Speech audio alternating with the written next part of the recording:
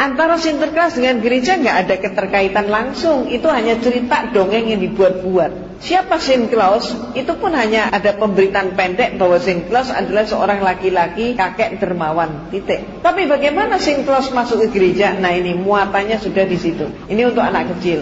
Berikutnya lagi anak kecil kemudian dipikat dengan pembagian permen, coklat, hadiah-hadiah dalam rangka apa? Dalam rangka Paskah. Apa hubungannya antara Paskah dengan telur? Juga tidak ada.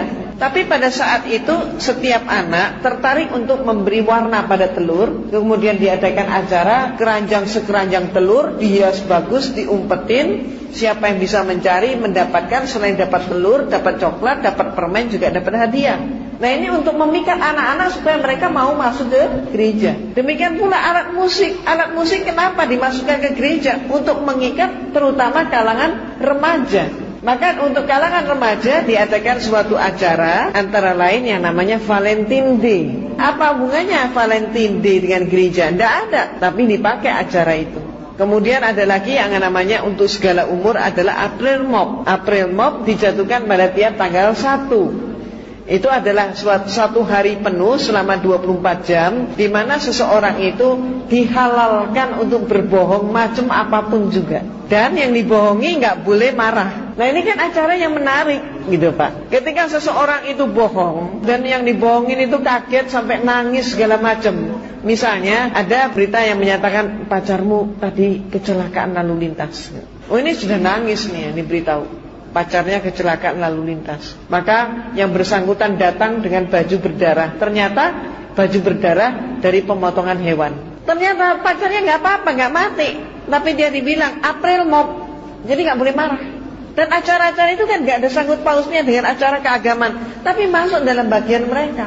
Termasuk apa dahulu yang sangat oleh mereka dikatakan itu sebagai acara berhala, yaitu Halloween. Halloween dulu nggak boleh, tapi kita tahu sendiri lambat laun gereja juga pakai Halloween karena seru, menarik kan. Nah itu Pak, acara-acara mereka begitu. Jadi informasi sebenarnya itu sebetulnya bisa didapat di berbagai ensiklopedia, baik ensiklopedia Americana maupun juga Katolikana, Britannica juga ada.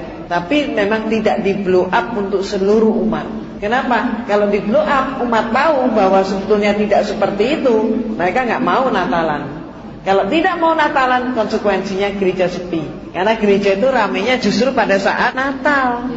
Natalnya dibuka, gerejanya sepi dong Pak. Nah, jadi itulah sebabnya. Artinya sejauh ini kalau umum untuk masuk dan acara sana diperbolehkan di gereja atau hanya kali gereja aja sendiri. Seperti Ibu pada itu kan dari non-muslim masuk ke muslim itu karena Ibu pelajari. Ya. Apakah informasi tersebut hanya diakses oleh internal gereja sendiri atau oleh pamai pun boleh diakses gitu? Informasi dari nikah ada di Amerika itu. Biasanya untuk kalangan terbatas Pak. Bukan cuma kalangan gereja, kalangan terbatas. Kalangan tokoh-tokoh aja yang ngerti. Umatnya pun nggak ngerti.